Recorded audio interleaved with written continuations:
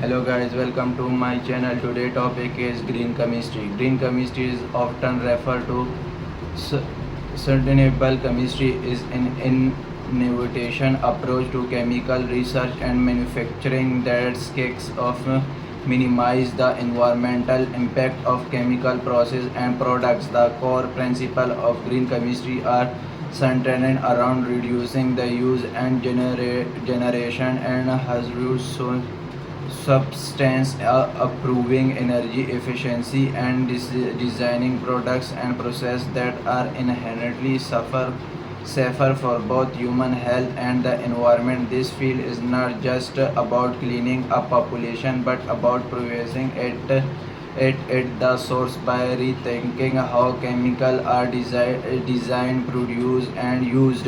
One of the key objectives of green chemistry is to create chemical processes that generate little to no waste. Traditional chemical manufacturing often result in large amount of byproducts, some of which can be toxic or harmful to the environment. Green chemistry aims to design a process that minimize the efficiency of raw material usage. Now is a atom economy, so that more of the input material end up in the final products rather than is waste from instance catalytic process which use crystal to speed up reaction without being consumed or favored in green chemistry because they can reduce the need for excess reactants and minimize waste.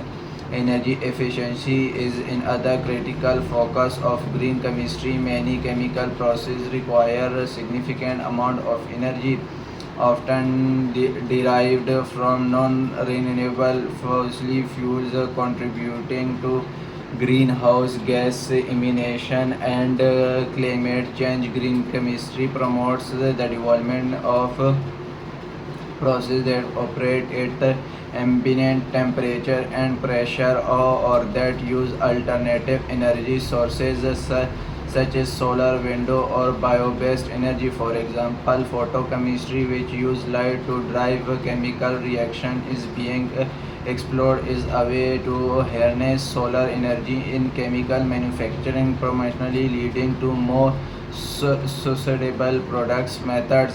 The design of safer chemical and products is also central tenet of green chemistry. This involves not only reducing toxicity but also design chemicals that break down in the harmless substance after use, reducing their impact on the environment.